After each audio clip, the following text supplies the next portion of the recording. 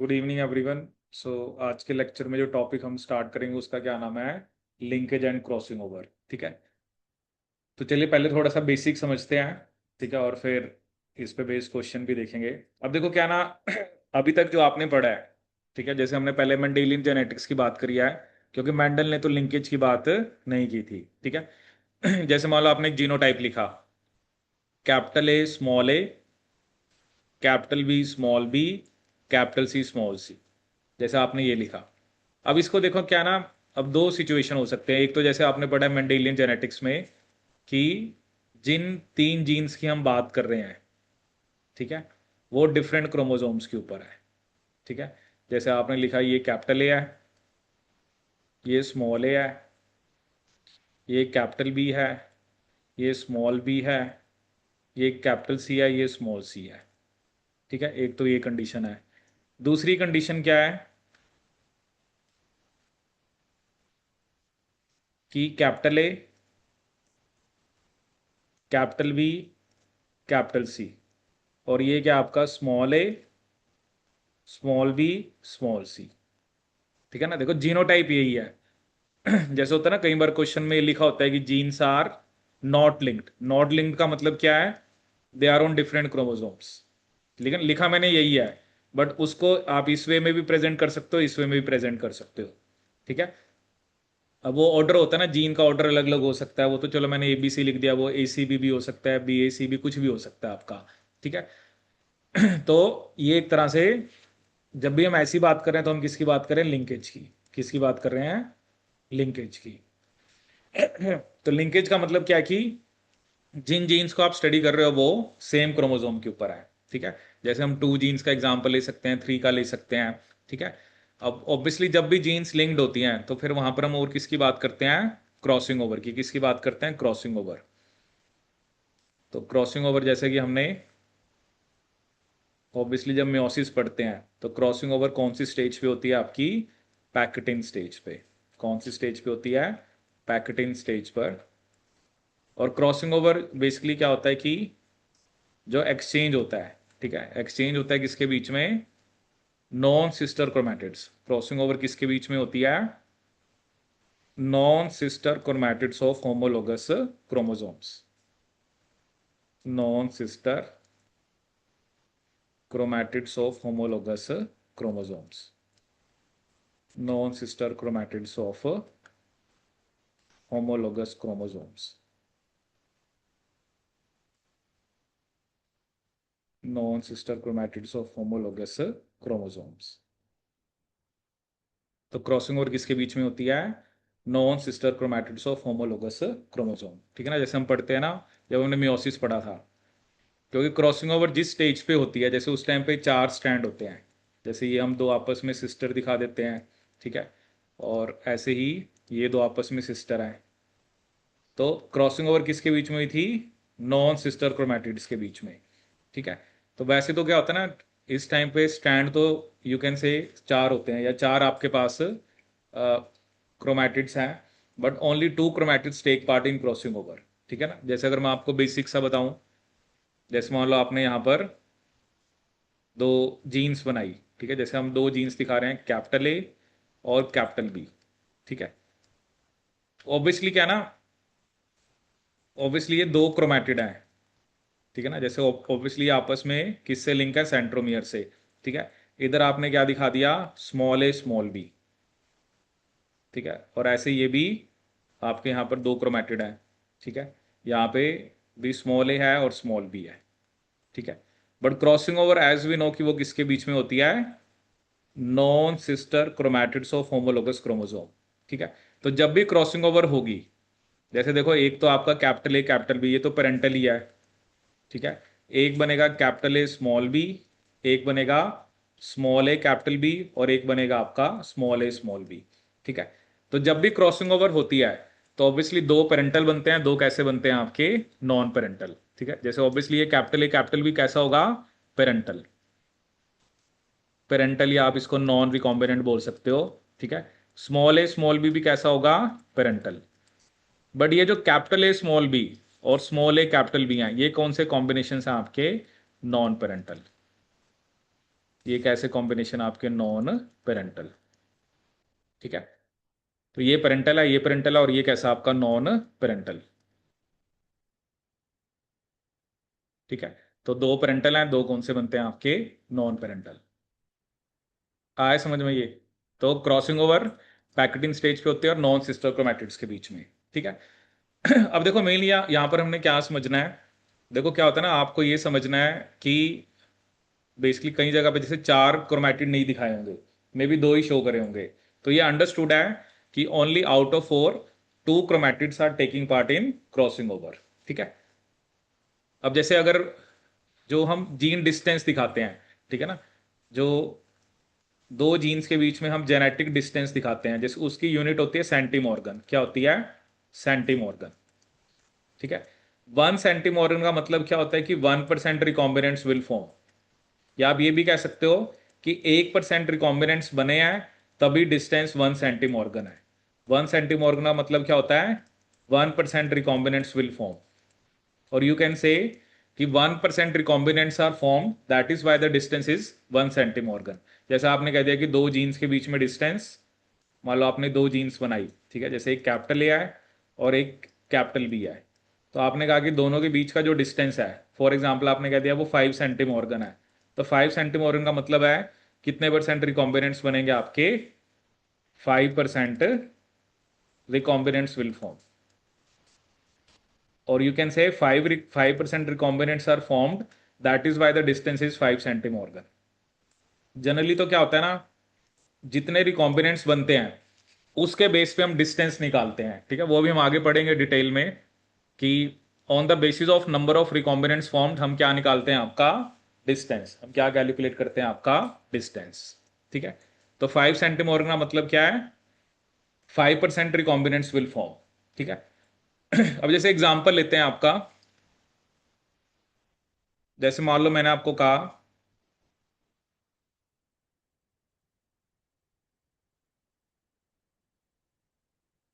जैसे मान लो मैंने आपको कहा कि चलो हम दो जीन्स की बात कर रहे हैं, एक कैपिटल ए है और एक कैपिटल बी है।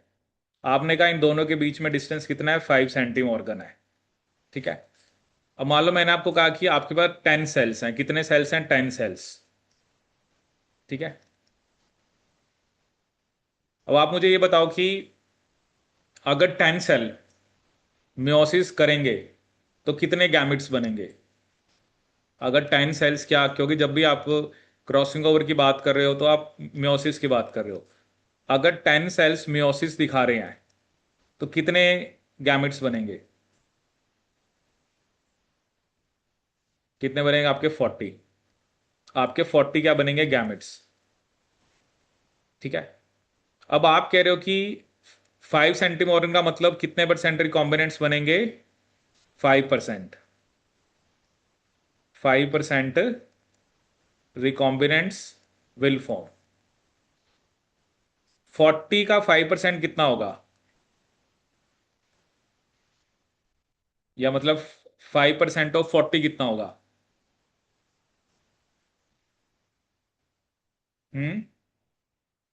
5% ऑफ 40 क्या होगा? 5% ऑफ 40 निकालने के लिए आपको क्या करना है? 5/40 × 100, यही करना है।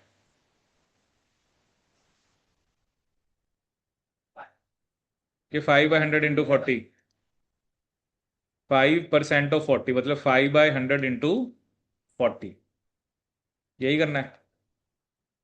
हम्म तो कितना आ रहा है ये? 2। मतलब कि 40 गैमिट्स में से टू कौन से हैं?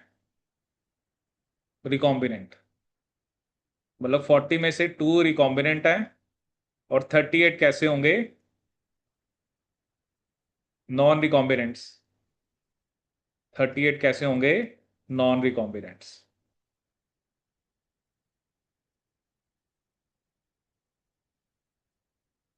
मतलब रिकॉम्बिनेंट्स का मतलब होता है नॉन पेरेंटल, और नॉन रिकॉम्बिनेंट्स का मतलब होता है पेरेंटल। अब आप मुझे ये बताओ कि अगर दो रिकॉम्बिनेंट बने हैं तो 10 सेल में से कितने सेल्स ने क्रॉसिंग ओवर दिखाई होगी? आपके पास 10 सेल थे, आपने कहा कि दो रिकॉम्बिनेंट बने हैं, तो आउट ऑफ 10 सेल्स कितने सेल्स ने क्रॉसिंग ओवर दिखाई होगी? हम्म हाँ कितने, क्योंकि 10 सेल्स है ना। अब आपको पता है कि एक सेल जो है वो दो रिकॉम्बिनेंट बनाता है। अब एक सेल ने क्रॉसिंग ओवर दिखाई, तो दो कौन से बनेंगे, रिकॉम्बिनेंट। और दो कौन से बनेंगे, नॉन रिकॉम्बिनेंट। बट जो बाकी 9 सेल्स हैं वो क्रॉसिंग ओवर नहीं दिखा रहे इन दोनों जीन्स के बीच में। तो 9 सेल्स कितने बनाएंगे, 36 नॉन रिकॉम्बिनेंट्स। तो हो गए ना, दो रिकॉम्बिनेंट हो गए और 38 कौन से हो गए आपके, नॉन रिकॉम्बिनेंट्स। ठीक है। देखो क्या होता है ना, अगर जीन्स के बीच में डिस्टेंस कम है, इसका मतलब ये है ना कि कम सेल्स उन दोनों जीन्स के बीच में क्रॉसिंग ओवर दिखा रहे हैं। जैसे 10 में से सिर्फ एक सेल दिखा रहा है, बाकी 9 सेल नहीं शो कर रहे। ये शो करता है कि जीन्स के बीच में डिस्टेंस कम है। लेकिन अगर जीन में डिस्टेंस ज्यादा होता है, तो उन दोनों जीन्स के बीच में क्रॉसिंग ओवर ज्यादा सेल्स दिखाते हैं। और ये डिस्टेंस 10 सेंटीमॉर्गन होता, 20 होता, आपका मान लो 30 होता, 40 होता। डिस्टेंस ज्यादा का क्या मतलब है, ज्यादा सेल्स उन दोनों जीन्स के बीच में क्रॉसिंग ओवर दिखा रहे हैं। ठीक है। अगर मैं आपसे ये पूछूं कि 5% रिकॉम्बिनेंट्स बने हैं, ठीक है, आपने कहा कितने सेल ने क्रॉसिंग ओवर दिखाई है, एक सेल ने। तो अगर मैं आपसे ये पूछूं कि कितने परसेंट सेल्स ने क्रॉसिंग ओवर दिखाई है, तो क्या आंसर होगा, कि percentage of cells showing crossing over. Percentage of cells showing crossing over, तो वो कितने सेल्स, कितने परसेंट सेल्स होंगे।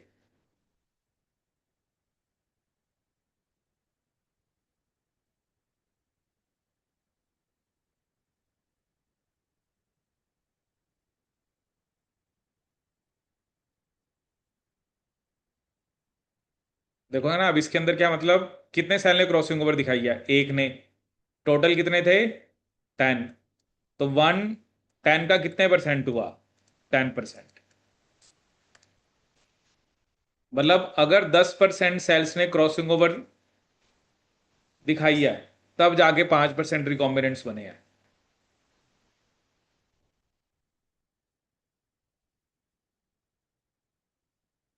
आया समझ में। जैसे मान लो मैंने आपको क्वेश्चन दिया, 1% of the cells are undergoing crossing over, are undergoing crossing over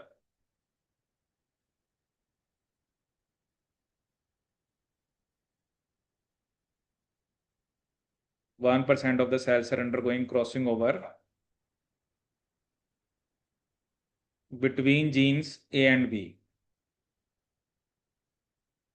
Between genes A and B. Calculate the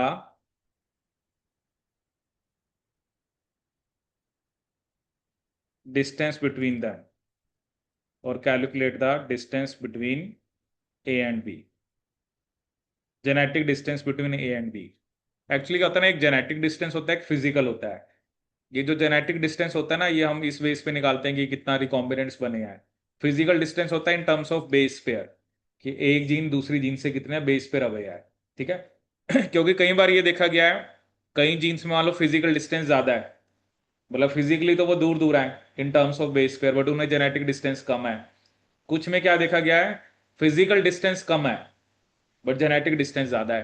क्योंकि there are so many different parameters या बहुत सारे ऐसे क्राइटेरिया हो सकते हैं। ठीक है। अब क्वेश्चन उसने क्या पूछा है, if 1% of the cells are undergoing crossing over between genes A and B, तो आप डिस्टेंस बताइए ए और बी के बीच में कितना है।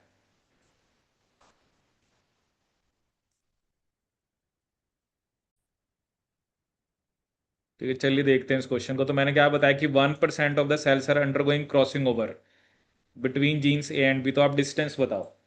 अब देखो ना, जैसे अभी मैंने आपको बताया कि 10% सेल क्रॉसिंग ओवर दिखाएंगे तो 5% रिकॉम्बिनेंट बनेंगे। देखो अब इन दोनों लाइनों में फर्क है, रिकॉम्बिनेंट्स बनना और कितने परसेंट सेल क्रॉसिंग ओवर दिखा रहे हैं।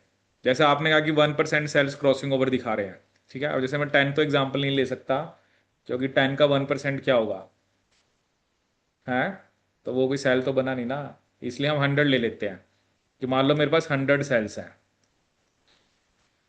100 सेल में से 1% सेल, मतलब 100 में से एक सेल क्रॉसिंग ओवर दिखा रहा है, तो एक सेल तो क्रॉसिंग ओवर दिखा रहा है, बट 99 सेल्स जो है वो क्रॉसिंग ओवर नहीं दिखाएंगे। तो जो क्रॉसिंग ओवर दिखा रहा है वो क्या बनाएगा? दो पेरेंटल, दो नॉन पेरेंटल। बट 99 जो नहीं दिखा रहे, वो सारे के सारे 396 कौन से बनाएंगे? पेरेंटल। तो अब टोटल 400 में से कितने नॉन पेरेंटल हैं? टू। टोटल कितने हैं? 400 इंटू 100। तो 2/4 कितना आ गया? 0.5। मतलब सिर्फ 0.5% क्या बने हैं? रिकॉम्बिनेंट्स। तो इसका मतलब डिस्टेंस भी कितना होगा? 0.5 सेंटीमॉर्गन। क्या नहीं? आया समझ में ये? अब ये चीज ध्यान रखनी है। अब जैसे आया ना, जब ये एक बार किसी, पता नहीं, मेरे डीबीटी के पेपर में क्वेश्चन आया था। क्वेश्चन आया 1% of the cells are undergoing crossing over. बच्चे लगा के आंसर आ गया 1 सेंटीमॉर्गन। क्योंकि उनको लगा, अब देखो ना, दोनों ये इसलिए मैं आपको बता रहा हूँ क्योंकि दोनों लाइंस में डिफरेंस है। 1% रिकॉम्बिनेंट बनना और 1% सेल्स क्रॉसिंग ओवर दिखा रहे हैं। जितने सेल्स क्रॉसिंग ओवर दिखाएंगे उसके आधे परसेंट रिकॉम्बिनेंट्स बनेंगे। जैसे 10%, यहां पे क्वेश्चन मैंने उल्टा दिया था। 5% रिकॉम्बिनेंट बने थे क्योंकि 10% सेल ने क्रॉसिंग ओवर दिखाई थी। अगर 1% सेल ने क्रॉसिंग ओवर दिखाई है तो 0.5% मेरे रिकॉम्बिनेंट्स बनेंगे। पढ़ा हो ये पहले कि नहीं? है? नहीं पढ़ा?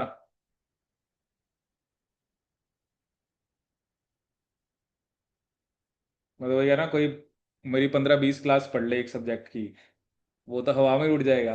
है कि मुझे तो इतना सब्जेक्ट आता है। आप ये सोचो कि एक सेमेस्टर, मतलब जो सिलेबस होता है, अभी तो चलो हम नेट पॉइंट ऑफ व्यू से पढ़ते हैं। अगर टीचर को मैं कह रहा हूँ कि 1.5 घंटा मिल जाए एक क्लास का, 20 क्लास के अंदर मेरा कोई भी आप सिलेबस अच्छे से कवर करा सकते हो, डेडिकेट होके। ठीक है ना? तो पता नहीं, देखो 20 क्लास भी नहीं निकलती है। तो क्योंकि वो लगे रहते हैं हम पुरानी चीजों में ना, बस वो लॉ ऑफ सेग्रीगेशन क्या होता है, लॉ ऑफ इंडिपेंडेंट असॉर्टमेंट क्या होता है, वो तो समझने की चीज है ना। अब उसके आप ऐसे उसकी डेफिनेशन रटते रहोगे, उसका कोई कोई लॉजिक नहीं बनता है। ठीक है? तो समझने की तरफ हमें ज्यादा ध्यान देना है। ठीक है? क्योंकि ये होता है ना, वहां पर थोड़ा डिस्क्रिप्टिव होता है, थोड़ा चीजों को लिखना होता है, बट वही होता है ना, अगर आपको चीज समझ आ जाए ना, तो आप फिर उसकी डिस्क्रिप्शन भी लिख सकते हो। ठीक है? अब जैसे मान लो मैंने आपको क्वेश्चन दिया, अब एग्जाम में एक बार क्या क्वेश्चन आया, जैसे क्वेश्चन 1 आया कि दो जीन्स हैं, उनके बीच में जो डिस्टेंस है वो है 70 सेंटीमॉर्गन। कितना डिस्टेंस है? 70 सेंटीमॉर्गन। तो इससे आप क्या कंक्लूड करोगे? दूसरा क्वेश्चन एक बार नेट के पेपर में आया कि मैक्सिमम रिकॉम्बिनेशन फ्रीक्वेंसी कितनी हो सकती है? What is the maximum recombination frequency? Maximum recombination frequency आपकी कितनी हो सकती है?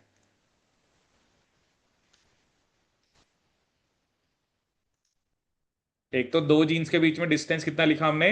70 सेंटीमॉर्गन। इसका क्या मतलब बना? और दूसरा क्वेश्चन मैंने आपको क्या बताया कि मैक्सिमम रिकॉम्बिनेशन फ्रीक्वेंसी आपकी कितनी हो सकती है?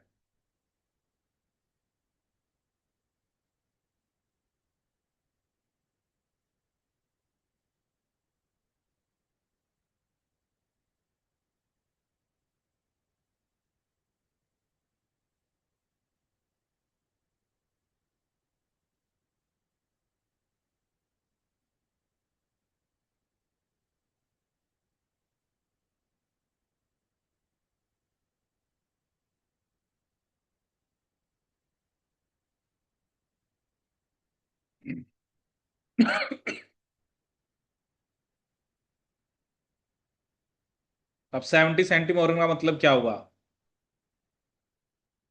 अब इसके हिसाब से तो हम बोलेंगे कि 70% रिकॉम्बिनेंट्स बनने चाहिए। तो क्या ये पॉसिबल है कि 70% रिकॉम्बिनेंट्स और 30% नॉन रिकॉम्बिनेंट्स? क्या ये पॉसिबल है? देखो, अगर एक सेल क्रॉसिंग ओवर दिखाता है तो दो पेरेंटल दो नॉन पेरेंटल बनते हैं।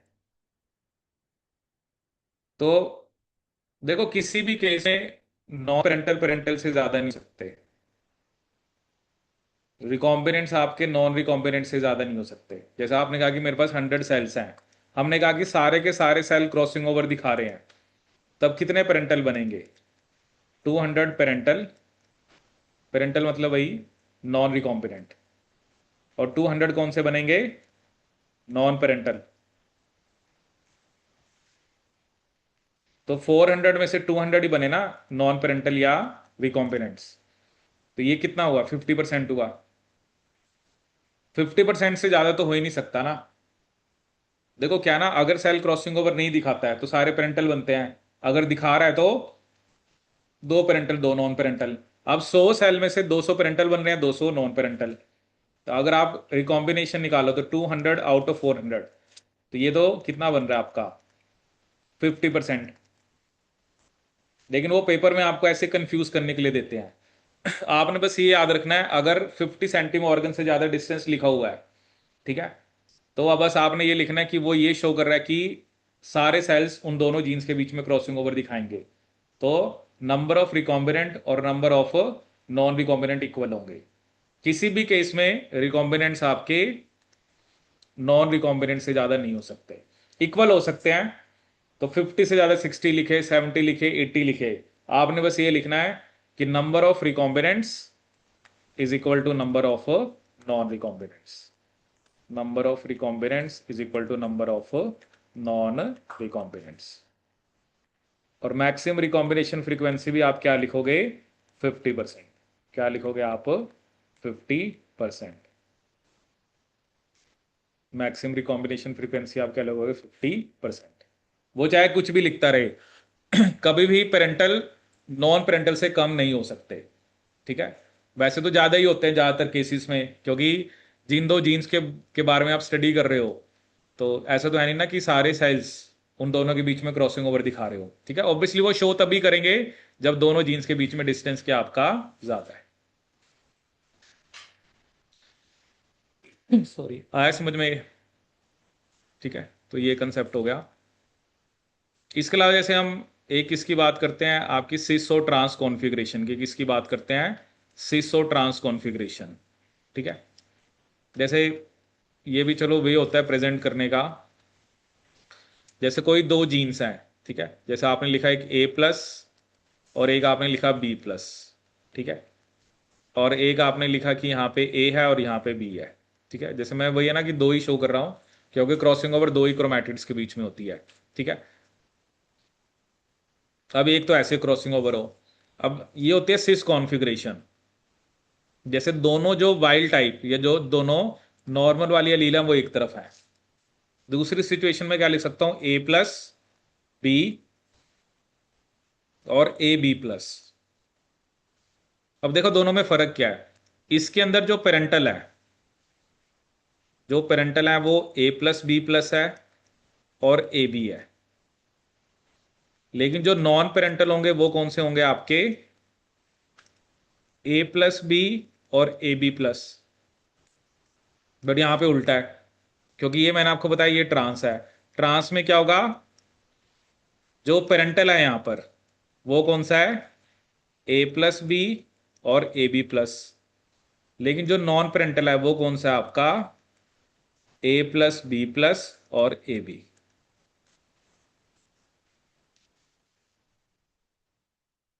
आई बात समझ में? तो ये होता है ना, अभी कई बार आप क्वेश्चन देखोगे वहां पे लिखा होगा सिस ट्रांस। तो ऑब्वियसली आपको समझ होनी चाहिए कि अगर मैं सिस की बात कर रहा हूं तो मैं किस चीज की बात कर रहा हूं, अगर मैं ट्रांस की बात कर रहा हूं तो मैं किसकी बात कर रहा हूं। आया समझ में ये? तो सिस में दोनों जो आप क्या कह सकते हो कि जो दोनों नॉर्मल या डोमिनेंट वाली एलील है वो एक तरफ है। जैसे A+ को आप यहाँ पे डोमिनेंट या वाइल्ड टाइप बोल सकते हो, और स्मॉल a को आप रिसेसिव बोल सकते हो। ठीक है। तो सिस एंड ट्रांस। ठीक है।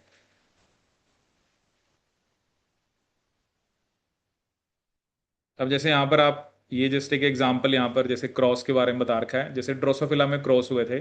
ये आपकी +2 की एनसीईआरटी की बुक में भी है। ये क्रॉसेस सिर्फ क्या शो कर रहे हैं? जैसे एक तो क्या शो कर रहा है ना कि जिन जीन्स को वो स्टडी कर रहा है वो सेक्स क्रोमोसोम के ऊपर है। जैसे ड्रोसोफिला के अंदर फीमेल क्या होती है XX, मेल क्या होता है XY। ठीक है, बाकी तो चलो आगे जो भी F1 F2 बनेगा, सिर्फ मेरा यहाँ पर जो मोटिव है वो ये आपको समझाने का, जैसे ये दो जीन्स हैं Y और W, जैसे वो कह रहा है येलो वाइट, ठीक है, और इधर है वाइट मिनिएचर। ठीक है, ये जो भी करेक्टरिस्टिक है ड्रोसोफिला के अंदर, so you can see Y और W पास पास है। ठीक है, if you have a look at the distance, ये दोनों पास पास हैं, बट W और M वाली जीन्स जो है वो दूर दूर है। अगर दो जीन्स पास पास होती हैं, ठीक है, तो उनमें क्रॉसिंग ओवर के चांसेस कम है। ठीक है ना, क्योंकि डिस्टेंस कम है, तो उसके इसमें पेरेंटल ज्यादा होते हैं। मतलब जैसे यहाँ पे पेरेंटल 99.5% है, रिकॉम्बिनेंट कितने हैं 5.5%।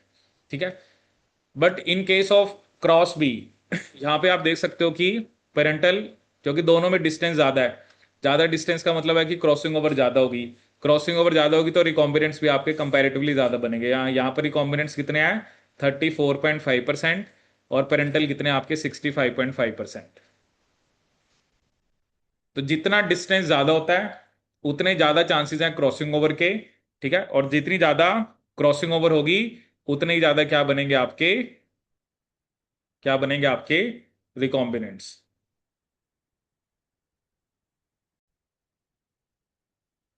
ठीक है, तो इसमें हमने ये डिस्कस करा, अगर डिस्टेंस कम है तो क्या बनेंगे आपके पेरेंटल, क्या होंगे ज्यादा, डिस्टेंस अगर ज्यादा है तो पेरेंटल कंपैरेटिवली क्या होंगे आपके कम।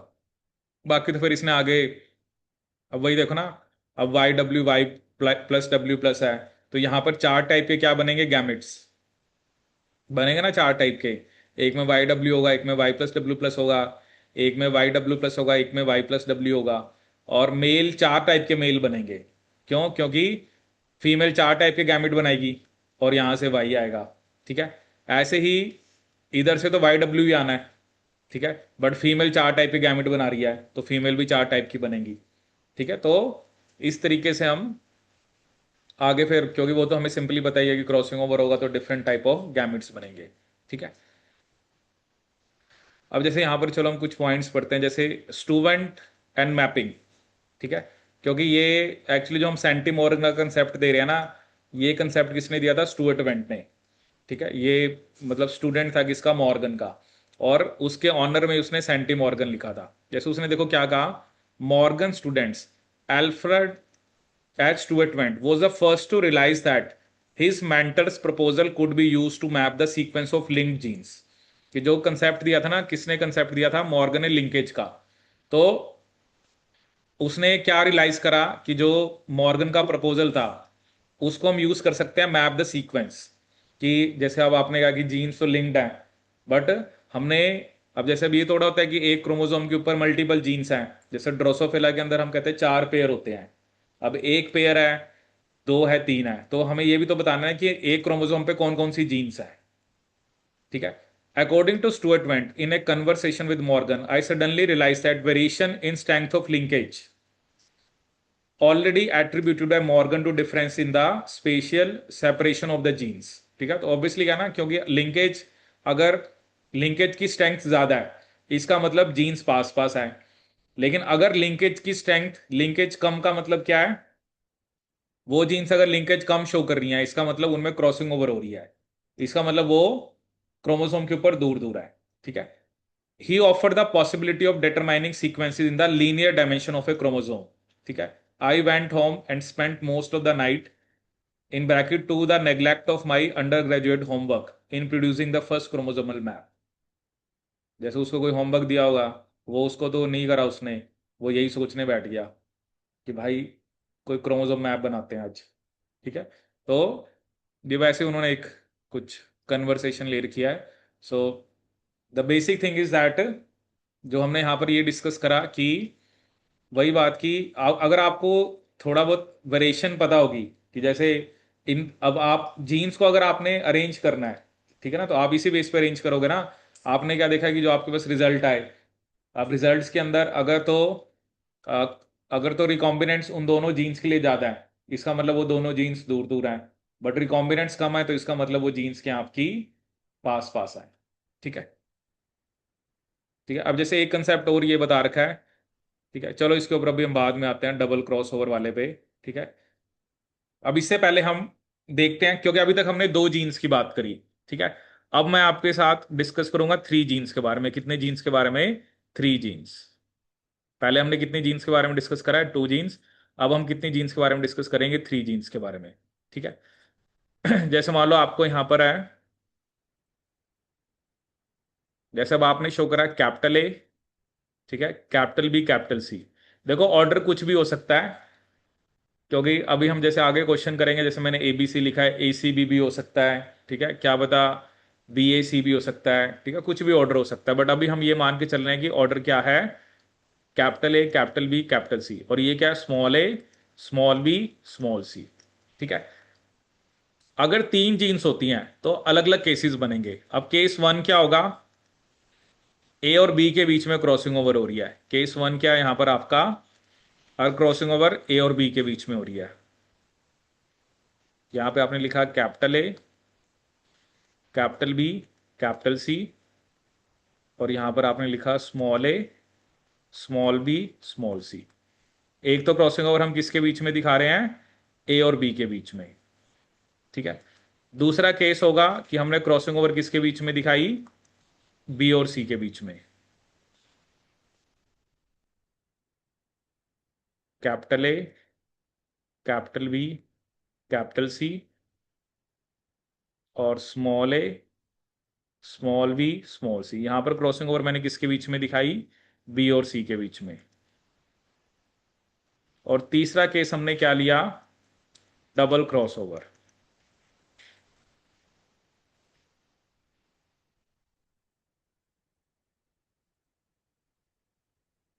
Capital A, capital B, capital C, small A, small B, small सी।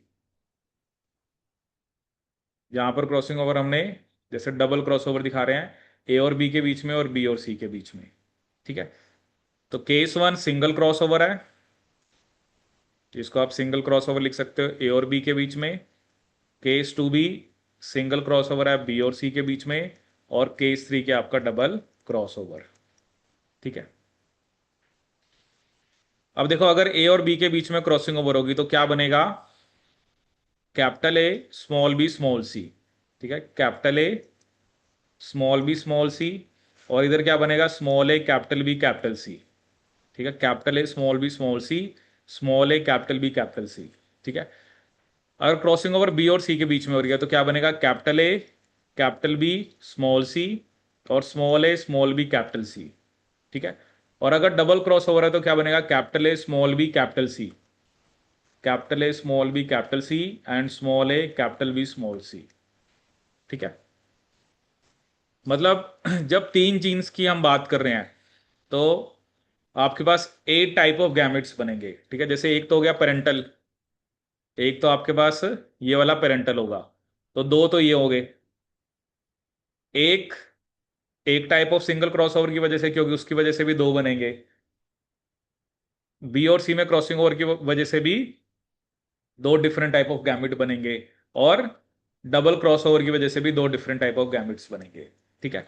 अब इसमें एक जो पॉइंट है जो समझने वाला है, क्योंकि आगे जो हम क्वेश्चन करेंगे यही चीज हमें हेल्प करेगी, कि जब भी आप पेरेंटल और डबल क्रॉसओवर को कंपेयर करो, जैसे आपके पास डाटा गिवन होगा, जनरली क्या होता है, डाटा में पेरेंटल सबसे ज्यादा होते हैं, डबल क्रॉसओवर सबसे कम होते हैं। ठीक है। अगर मैं पेरेंटल पेरेंटल यहां पर क्या आपके पास capital A, capital B, capital C and small A, small B, small C. अगर मैं इन दोनों को कंपेयर करूं डबल क्रॉसओवर से, तो कौन सी अलील चेंज हुई है? अगर मैं इन दोनों को कंपेयर करूं, इन दोनों को, और अगर मैं इन दोनों को कंपेयर करूं तो कौन सी अलील चेंज हुई है? बी। तो जो चेंज होते हैं मतलब वो सेंटर में है।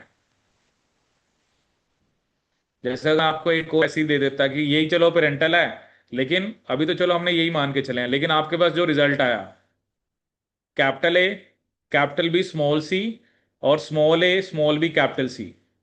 अगर आप इन दोनों को कंपेयर करो तो कौन सी अलील बदली है? सी। इसका मतलब सी सेंटर में है। क्योंकि उसमें फिर ऑर्डर क्या होगा? एसीबी। जब ऐसा कोई क्वेश्चन गिवन होता है ना, पहले आपको ऑर्डर निकालना होता है। वो हम किस बेस पे निकालते हैं? पेरेंटल को किससे कंपेयर करते हैं? डबल क्रॉसओवर से। जैसे अब देखो, अगर मैं यहां पर सी को सेंटर में रखूं, capital A, capital C, capital B, और सामने में क्या लिखूंगा? स्मॉल ए, स्मॉल सी, स्मॉल बी। तो अगर मैं डबल क्रॉसओवर कराऊंगा तो क्या आएगा? Capital A, small C, capital B, और स्मॉल ए, कैपिटल सी, स्मॉल बी। इसका मतलब सी सेंटर में है। तो जब भी हम कोई क्वेश्चन आगे करेंगे, तो जनरली जो डाटा हमें गिवन होता है उसमें पेरेंटल सबसे ज्यादा होते हैं, डबल क्रॉसओवर सबसे कम होते हैं। उसी के बेस पे हम डिस्टेंस निकालते हैं। मतलब पहले हम ऑर्डर निकालते हैं, क्योंकि पहले आपको जीन ऑर्डर पता होना चाहिए ना। जब तक आपको जीन ऑर्डर ही नहीं पता, आप डिस्टेंस कैसे निकालोगे? आप मान के चलो A B C, but actually तो ऑर्डर है ए सी बी। ठीक है। तो जनरली जब इस टाइप का क्वेश्चन होता है तो आपको 8 टाइप के गैमेट्स बनते हैं। ठीक है, और उसका हम टेस्ट क्रॉस कराते हैं। टेस्ट क्रॉस कराने के बाद जो जो प्रोजेनी आते हैं उसका नंबर हम काउंट करते हैं। ठीक है। तो जैसे अभी हम एक एग्जांपल लेते हैं, वहां से हम इस चीज को समझेंगे कि कैसे हम जीन डिस्टेंस और आपके जीन उसको निकालेंगे, ऑर्डर को। तो चलिए देखते हैं इसमें। तो जैसे मैं आपको एक डाटा देता हूं,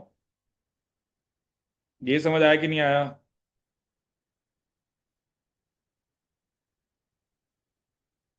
कि जितना मतलब जब भी आपको डाटा गिवन होता है, तो आपने सबसे पहले देखना होता है सबसे ज्यादा कौन से हैं, सबसे कम कौन से हैं, और उसको देख के उस बेस पे आप पहले जीन ऑर्डर निकालते हो।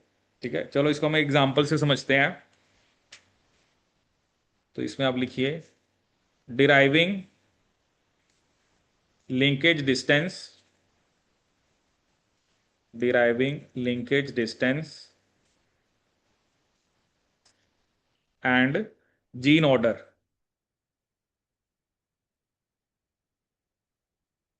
deriving linkage distance and gene order।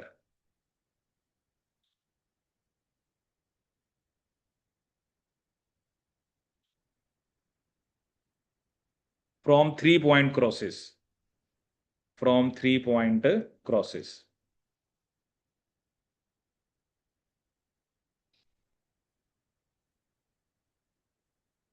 ठीक है। जैसे मान लो आपने इसमें क्रॉस कराया किसके बीच में? पहले आपने लिया capital A, capital A, capital B, capital B, capital C, capital C. इसको आपने स्मॉल ए, स्मॉल ए, small B, small B, small सी, स्मॉल सी। ठीक है। अब देखो इस क्रॉस के अंदर जो जीन्स हैं वो कैसी हैं आपकी? लिंक्ड है। ऑब्वियसली यहां से capital A, capital B, capital C आएगा, यहां से स्मॉल ए, स्मॉल बी, स्मॉल सी आएगा। ठीक है। और F1 क्या बनेगा? Capital A, small A, capital B, small B, capital C, small C. लेकिन ये जो सिचुएशन है, इसमें जो जीन्स हैं वो अलग अलग क्रोमोसोम के ऊपर आए। अब इसमें क्या होगा ना, जैसे नॉर्मली भी हमने पढ़ा था इंडिपेंडेंट असॉर्टमेंट, वहां भी कितने टाइप के गैमेट बने थे? 8 टाइप के। ठीक है, बट वो अलग चीज है। यहां पर भी 8 टाइप के बनेंगे, बट कौन कौन से? 2 पेरेंटल, 2 डबल क्रॉसओवर, और 4 सिंगल क्रॉसओवर की वजह से। एक क्रॉसओवर होगा ए और बी के बीच में, या जो भी ऑर्डर होगा उस हिसाब से, क्योंकि 3 जीन्स है ना। तो एक सिंगल क्रॉसओवर होगा और एक दूसरा सिंगल क्रॉसओवर होगा। ठीक है। तो ये जो भी F1 में आता है, इसका हम टेस्ट क्रॉस कराते हैं। क्या कराते हैं? Test cross. ये जो भी F1 जनरेशन आई है, इसका हमने टेस्ट क्रॉस कराना है। टेस्ट क्रॉस का मतलब इसको स्मॉल ए, स्मॉल ए, small B, small B, small C से हमने क्रॉस कराना है। ठीक है। अब देखो, जैसे यहां पर क्वेश्चन आपको गिवन होता है, एक जीनोटाइप होता है और एक ऑब्जर्व नंबर होता है। ठीक है। जैसे जीनोटाइप यहां पर क्या आपके पास? Capital A, small A, capital B, small B, capital C, small C. Capital A, small A, capital B, small B, capital C, small सी। ठीक है। दूसरा यहां पर क्या है? स्मॉल ए, स्मॉल ए, small B, small B, small सी, स्मॉल सी। तीसरा यहां पर आपके पास क्या जीनोटाइप है? Capital A, small A, small B, small B, capital C, small सी। ठीक है। चौथा यहां पर जीनोटाइप है आपके पास स्मॉल ए, स्मॉल ए, capital B, small B, small सी, स्मॉल सी। फिफ्थ यहां पर है capital A, small A, capital B, small B, small C, small C. Small A, small A, small B capital C small C. Seventh है यहां पर capital A small B small B small C. Eighth है यहां पर small ए capital B capital C small C. ये हमारे पास genotype है। ठीक है। और यहां पर हमें नंबर दे रखा है, जैसे ये नंबर दे रखा है 390, 374, देन वी हैव 27, 30, 5, 8, 81 एंड 85। तो एक तरफ जीनोटाइप, एक तरफ आपस के ऑब्जर्व नंबर। ठीक है।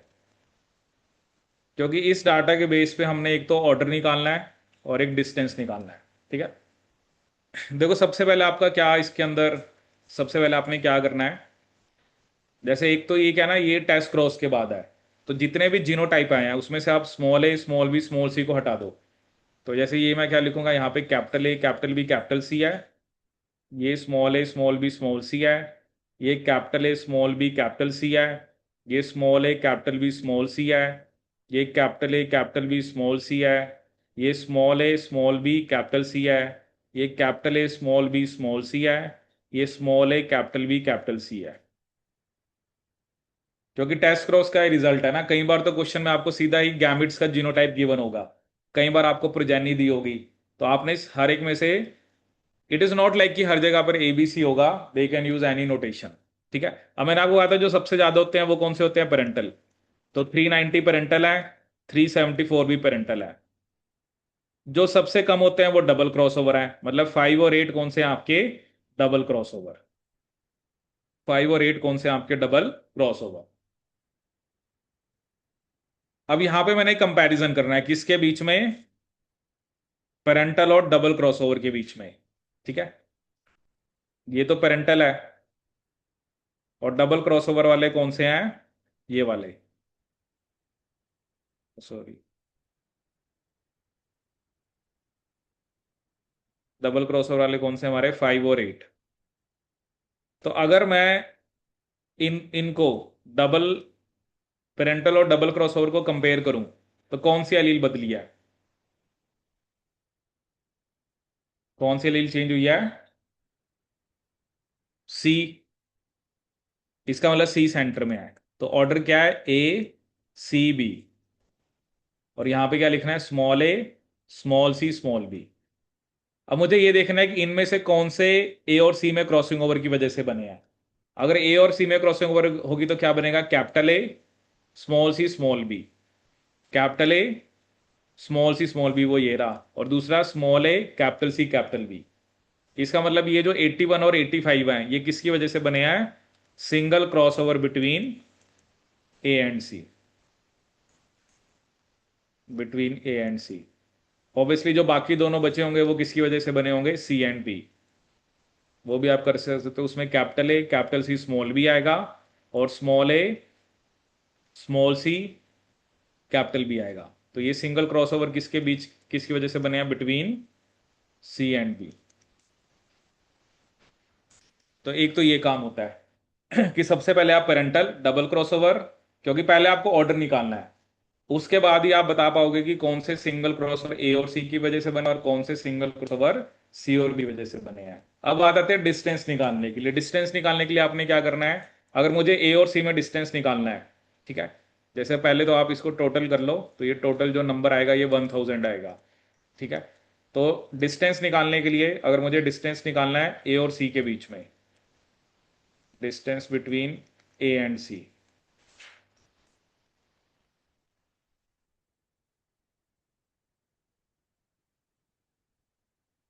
Distance between A and C, ठीक है, तो वो क्या आएगा आपका, 81 प्लस 85।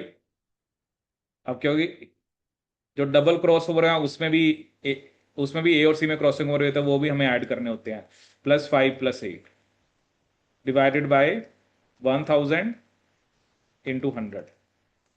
तो ये अगर आप निकालोगे तो 81 + 85 आएगा आपके पास 166 + 13, 179 10, ये डिस्टेंस कितना आ गया आपके पास? 17.9 सेंटीमॉर्गन। ठीक है। और ऐसे अगर मुझे डिस्टेंस निकालना है सी और बी के बीच में, distance between C and B, वो कितना आ जाएगा आपके पास? 27 plus 30 plus 5 plus 8। 27 plus 30 plus 5 plus 8 divided by 1000 into 100। तो ये कितना आ जाएगा आपके पास? 70/10 मतलब 7 सेंटीमीटर। देखो वो तो आपको नंबर से भी पता लग रहा है। इधर नंबर ज्यादा है तो डिस्टेंस ज्यादा होगा, उधर नंबर कम है तो डिस्टेंस भी क्या होगा आपका? कम होगा। तो इस तरह से हम डिस्टेंस और क्या निकाल सकते हैं आपका? We can calculate the distance and order.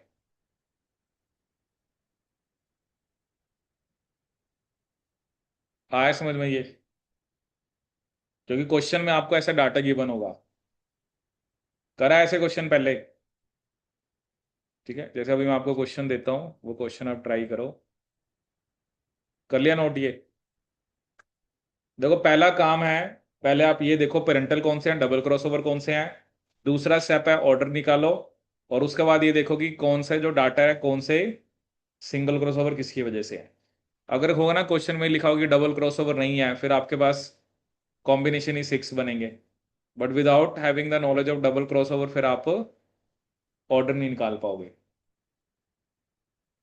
फिर तो वही है कि या तो सिंगल क्रॉसओवर वालों को पहले ऑर्डर बना के फिर देखो कि ये सिंगल क्रॉसओवर किसकी वजह से बन रहे हैं, फिर वो देखना पड़ेगा आपको। अदरवाइज क्या होता है ना, पेरेंटल और अगर डबल क्रॉसओवर गिवन है तो आपको डायरेक्ट पता लग जाएगा कि जो चेंज हुआ है वो सेंटर में है, जोन से एलील चेंज हुई है वो कौन कहां पर है आपकी? सेंटर में। जैसे ये क्वेश्चन है, इसको करो ट्राई।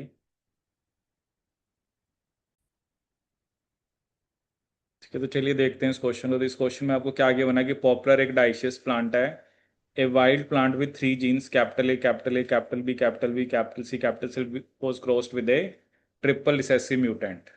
ठीक है। F1 male hybrid was then back crossed with the triple mutant, और फिनोटाइप्स में है वो हमारे पास यहाँ पर गिवन है। ठीक है। सेम वे जो मैंने आपको बताया ना कि आपको टेस्ट क्रॉस कराना पड़ता है। अब इसमें वही है कि जैसे नंबर आप देखो सबसे ज्यादा कौन सा है, एक तो 300 है और एक 310 है, इसका मतलब ये भी पेरेंटल है, ये भी पेरेंटल है। ठीक है। और डबल क्रॉसओवर कौन सा है? 16 और 14। ठीक है। अब इसमें भी आप भैया या तो एक स्मॉल ए स्मॉल बी स्मॉल सी को हटा सकते हो, capital A capital B capital C, small A capital B capital C, small A capital B small C, capital A small B capital C, capital A capital B small C, small A small B capital C, small A small B small C, capital A small B small सी। ठीक है। तो ये parental, ये double crossover. ठीक है। अब इसके अलावा जो कंपेयर करें, अगर हम इन इन पेरेंटल और डबल क्रॉसओवर को, तो कौन सी एलील चेंज हुई है? बी। इसका मतलब बी सेंटर में है, तो ए बी सी। और यहाँ क्या होगा? स्मॉल ए स्मॉल बी स्मॉल सी। अब ए और बी में क्रॉसिंग ओवर से कौन से बने हैं? Capital A small B small C, capital A small B small C, तो ये हो गया, that is due to the single crossover between A and B. और दूसरा क्या बनेगा? स्मॉल ए कैपिटल बी कैपिटल सी, 100। तो ये सिंगल क्रॉसओवर की वजह से हो गया। ऑब्वियसली जो बाकी दोनों बचे होंगे वो बी एंड सी। अब मुझे डिस्टेंस निकालना है पहले, सॉरी ये ए एंड बी होगा, तो ए और बी में हम डिस्टेंस निकालते हैं पहले। तो 100 प्लस 120 प्लस 16 प्लस 14, टोटल कितने हैं ये? टोटल 1000 है, इंटू 100। तो ये तो कैंसिल ही हो गया। तो 220 प्लस 30 250/10, ये 25 मैप यूनिट आ गया। दूसरा डिस्टेंस निकालना है तो 65 प्लस 75 प्लस 16 प्लस 14, तो 65 प्लस 75 कितना हो गया आपका? 140 प्लस 30 मतलब 170/10 कितना आ गया? 17 मैप यूनिट। तो इसका आंसर क्या हो गया आपका? 25 and 17 map unit. So the correct answer is first. आगे समझ में? ठीक है। चलो कुछ क्वेश्चन है, जैसे ये वाला क्वेश्चन आपने ट्राई करके आना है, फिर एक ये भी ट्राई करना है। ठीक है, चलो और भी अभी कंसेप्ट देखते हैं, फिर क्वेश्चंस को हम करेंगे नेक्स्ट लेक्चर में। बट पहले हम बाकी कंसेप्ट देख लेते हैं। अब जैसे एक मैं आपको ये बता रहा था, वो कह रहा है कि अगर दो जीन्स के बीच में डिस्टेंस बहुत ज़्यादा होता है तो मैपिंग एस्टिमेट जो होते हैं ना वो इनएक्यूरेट हो जाते हैं। ठीक है, देखो क्या मतलब है। जैसे ए और बी में डिस्टेंस बहुत ज़्यादा है, अब उसमें क्या क्या कर रहा है कि उसमें डबल क्रॉस ओवर बन गया। जैसे कैपिटल ए के साथ वैसे तो क्या आना चाहिए था? Small b. But capital A के साथ दोबारा कैपिटल बी आ गया, और स्मॉल ए के साथ दोबारा स्मॉल बी आ गया। अब ये तो क्या है ना, अब इसको आप रिकॉम्बिनेंट नहीं मानोगे, जबकि क्रॉसिंग ओवर तो हुई है। ठीक है, क्योंकि आप उसको, एक डबल क्रॉसओवर तब तक डिटेक्ट नहीं होता जब तक एलील्स के अरेंजमेंट चेंज ना हो। ठीक है ना, जैसे ए और बी में डिस्टेंस इतना ज्यादा था कि डबल क्रॉसओवर हुआ, but you get the same combination as that of parental. तो होता क्या है, जैसे जैसे मैप डिस्टेंस बढ़ता जाता है, तो एक्चुअली तो आप क्या एक्सपेक्ट कर, थ्योरेटिकली तो आप एक्सपेक्ट कर रहे हो कि रिकॉम्बिनेंट ज्यादा बनेंगे, बट एक्चुअल नंबर कम आता है। क्योंकि क्या होता है ना, ये वाले जो हैं ये बने तो रिकॉम्बिनेंट है, बट आप इसको काउंट पेरेंटल कर रहे हो, क्योंकि डिस्टेंस का तो सीधा लेना देना है रिकॉम्बिनेंट से। ठीक है ना, अगर जो बने हैं है तो ये रिकॉम्बिनेंट, बट इन ये है पेरेंटल जैसे, तो इनको आप रिकॉम्बिनेंट्स तो काउंट कर नहीं रहे हो। और अगर आप इनको रिकॉम्बिनेंट्स काउंट नहीं कर रहे हो तो फिर अगर जब आप डिस्टेंस निकालते हो तो डिस्टेंस तो आप इसी बेस पे निकालते हो ना, रिकॉम्बिनेंट्स कितने बने हैं। ठीक है, तो अगर रिकॉम्बिनेंट्स बनने के बाद अगर वो डिटेक्ट ही नहीं हो रहे हैं तो आपका डिस्टेंस ऑटोमेटिकली क्या आएगा? कम आएगा कि नहीं? मतलब ये तो दो ही जीन्स है ना, दो जीन्स में डिस्टेंस ज्यादा है, उसके उसकी वजह से उसमें डबल क्रॉसओवर हुआ, और डबल क्रॉसओवर होने की वजह से क्या हो रहा है आपका? आपको रिकॉम्बिनेंट्स जो है वो डिटेक्ट ही नहीं हो रहे। देखो तीन जीन्स का अलग केस है, यहां पर हमने सिर्फ कितने की बात करी है? टू जीन्स की। ठीक है, अब नेक्स्ट हम एक कंसेप्ट देखेंगे, इंटरफेरेंस क्या होता है और कोफिशिएंट ऑफ कोइंसिडेंस क्या होता है। What is the concept of interference and coefficient of coincidence?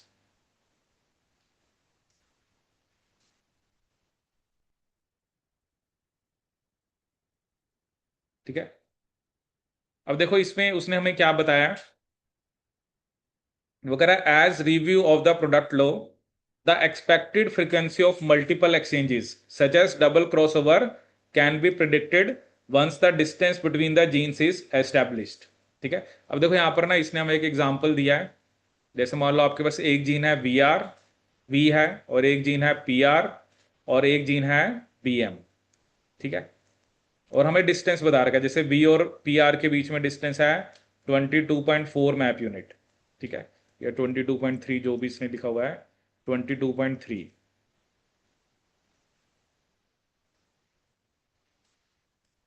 22.3 map unit.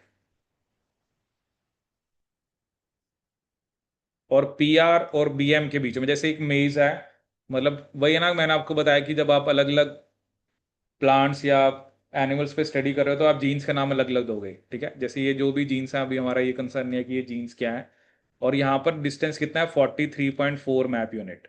ठीक है, अगर मुझे डिस्टेंस पता है, जैसे ये डिस्टेंस पता है, ये डिस्टेंस पता है, तो हम क्या निकाल सकते हैं?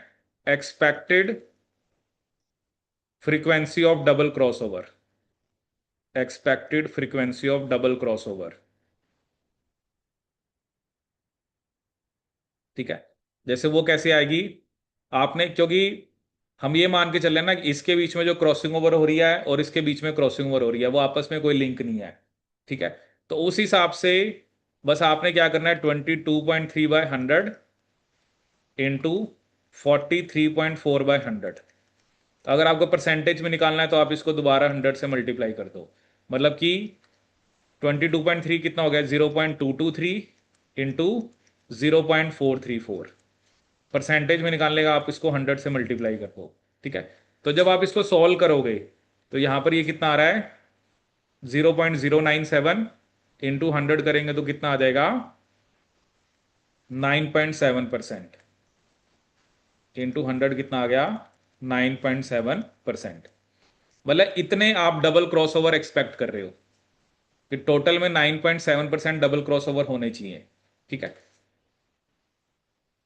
जब भी ऐसा कोई क्वेश्चन आता है ना, आपको तीन जीन्स हैं, जैसे फर्स्ट और सेकंड जीन में डिस्टेंस बता रखा है और सेकंड और थर्ड में डिस्टेंस बता रखा है, तो जो लिखा ना, if the two single crossover that make up A double crossover occur independently of one another, independently of one another, we can conclude the expected frequency of double crossover as follows। ठीक है, लेकिन क्या होता है ना, generally हम एक word use करते हैं इंटरफेरेंस। इंटरफेरेंस का मतलब क्या होता है कि जब कि कहीं पर जनरली अगर दो जीन्स के बीच में क्रॉसिंग ओवर हो रही है तो वो नियर बाय साइड पे क्रॉसिंग ओवर होने से रोकता है।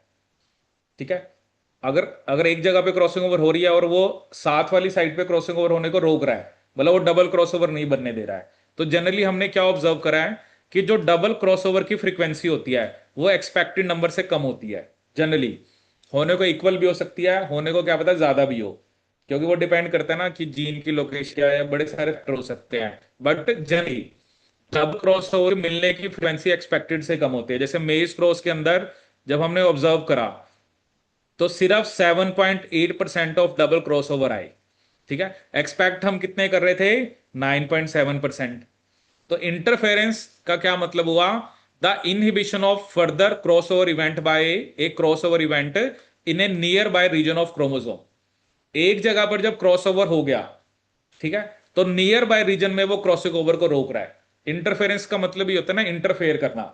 ठीक है, the inhibition of further crossover events by crossover event, जैसे एक जगह पे क्रॉसिंग ओवर हो रही है तो वो नियर बाय रीजन में क्रॉसिंग ओवर को क्या कर रहा है, इनहिबिट कर रहा है। ठीक है, जिसकी वजह से जो ऑब्जर्व नंबर है वो हमें एक्सपेक्टेड से क्या देखने को मिलेगा, कम देखने को मिलेगा।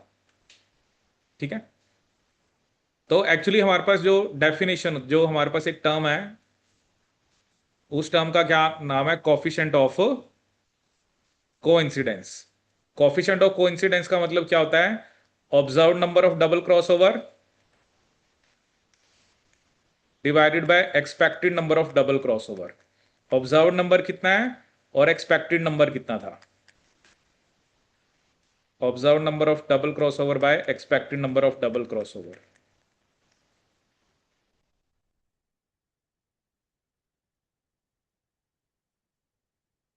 Observe number of crossover by expected number of double crossover.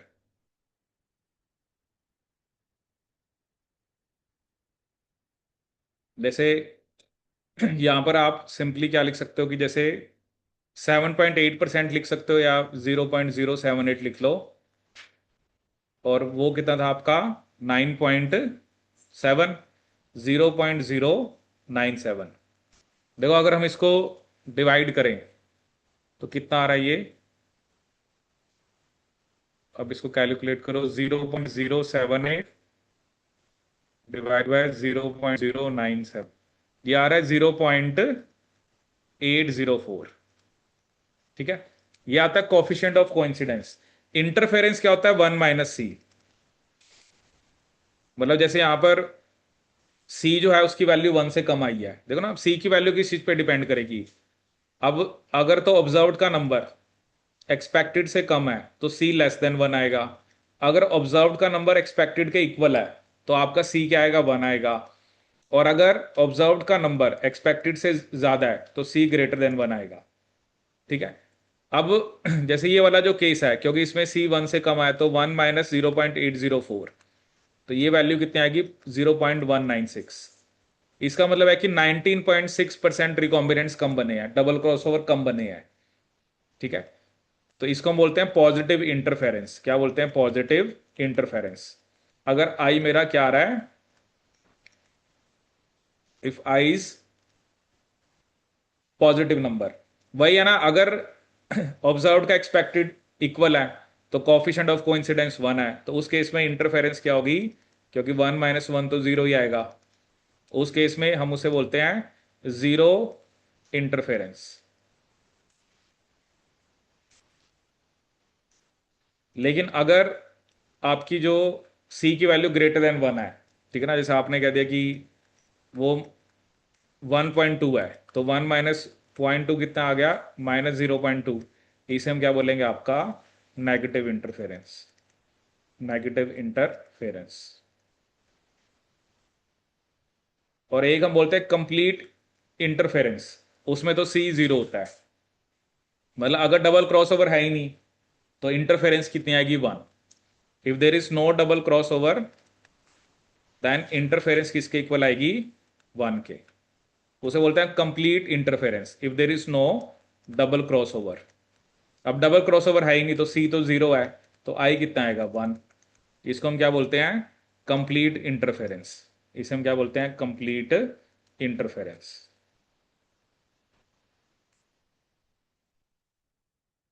देखो अगर आपको, मैंने वही बताया ना कि if you have three jeans, आपको वन और टू और थ्री के बीच में डिस्टेंस पता है, तो आप expected number of double cross over निकाल सकते हो। अगर आपको ऑब्जर्व नंबर उन्होंने गिवन है तो आप सी निकाल सकते हो। इंटरफेरेंस निकालने के लिए आपको वन में से सी को माइनस करना है।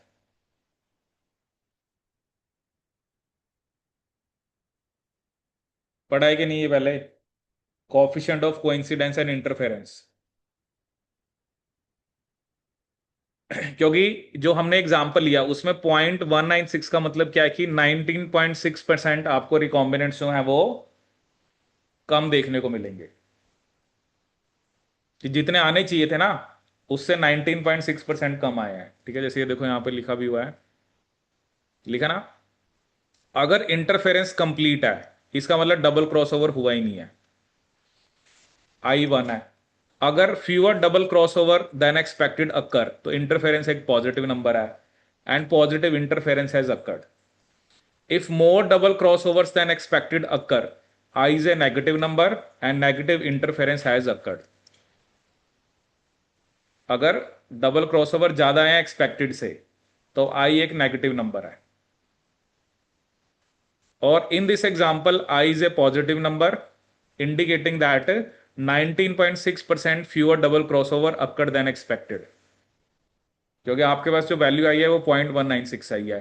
Positive interference is often most often observed in eukaryotic system, जैसे वगैरह सी एलिगन्स है, उसमें सिर्फ एक ही क्रॉसओवर इवेंट होता है पूरे क्रोमोसोम पे। अब उसमें डबल क्रॉसओवर होता ही नहीं है, तो interference along such chromosome is complete. Interference complete का मतलब है कि डबल क्रॉसओवर है ही नहीं। अगर आप कह रहे हो कि सी एलिगन्स में सिर्फ एक ही क्रॉसिंग ओवर होती है, तो इसका क्या मतलब बना, तो उसमें डबल क्रॉसओवर है ही नहीं। जब डबल क्रॉसओवर ही नहीं है तो कॉफिशिएंट ऑफ कोइंसिडेंस जीरो है, और कॉफिशिएंट ऑफ कोइंसिडेंस जीरो का मतलब इंटरफेरेंस क्या आपकी कंप्लीट है। इंटरफेरेंस कंप्लीट का क्या मतलब बना ना कि वो अगर एक जगह पे क्रॉसिंग ओवर होगी तो वो दूसरी जगह क्रॉसिंग ओवर होने ही नहीं देगा। ठीक है, एक आप ये कह रहे हो ना कि हो तो रहा है बट एक crossing over near bye region में क्रॉसिंग ओवर को इनहिबिट कर रहा है, बट कंप्लीट इंटरफेरेंस का मतलब है कि अगर एक जगह क्रॉसिंग ओवर होगी तो वो दूसरे साथ वाले रीजन में क्रॉसिंग ओवर होने ही नहीं देगा। आया समझ में ये। देखो ये सिर्फ अभी थ्योरेटिकल पार्ट है, क्वेश्चंस बहुत अलग अलग टाइप के आते हैं, बट पहले हमें ये समझ होनी चाहिए। ठीक है ना, यहाँ पर जनरली जो क्वेश्चन आएगा आपको बेसिक पता होना चाहिए लिंकेज क्रॉसिंग ओवर क्या है। आप ये पता होना चाहिए कि अगर मेरे पास डाटा गिवन है तो how to approach to calculate the gene number, how to calculate the gene distance. ठीक है, फिर अगर दो जीन्स के बीच में जैसे डिस्टेंस गिवन है, या तीन जीन्स हैं जैसे ए और बी और बी और सी में डिस्टेंस है, तो expected number of double crossover हम कैसे निकाल सकते हैं। ठीक है ना, क्योंकि उसमें तो हम ये मान के चल रहे हैं ना कि इंटरफेरेंस नहीं है, जो आप एक्सपेक्टेड नंबर निकाल रहे हो, you are simply multiplying the distance between two genes. जैसे वी और पी आर में जो डिस्टेंस था उसको 100 से डिवाइड करा, और जो पी आर और बी एम के बीच में डिस्टेंस था, यहां पे मैंने तीन जीन्स ली थी ना, वी पी आर और बी एम, वो मैंने आपको बताया ना, when you are performing experiments on different basically आप मेज पे एक्सपेरिमेंट कर रहे हो, आप ड्रोसोफिला पे एक्सपेरिमेंट कर रहे हो, तो जीन्स के जो नोटेशन होती है वो तो अलग अलग ही होती है। ठीक है, आया समझ में ये, यस नो तो कर लिया करो। इंटरेस्टिंग है बोरिंग है? क्या इंटरेस्टिंग है? हम्म। हाँ भी, क्या इंटरेस्टिंग है? ठीक है, अभी क्वेश्चन करेगा फिर मजे आएंगे।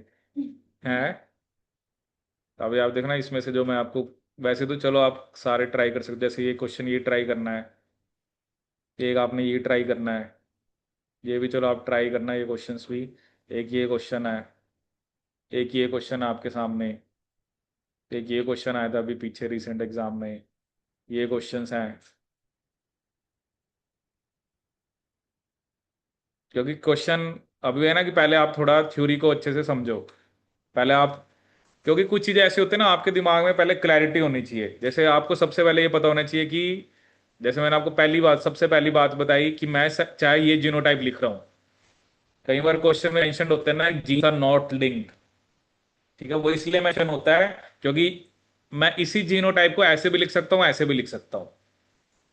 तो अगर जीन्स लिंक्ड नहीं है तब आप इंडिपेंडेंट असॉर्टमेंट की बात करते हो, लेकिन अगर जीन्स लिंक्ड है तो फिर लॉ ऑफ इंडिपेंडेंट असॉर्टमेंट वहां पे आपका फेल हो जाता है, क्योंकि मेंडल ने लिंकेज की बात ही नहीं करी थी।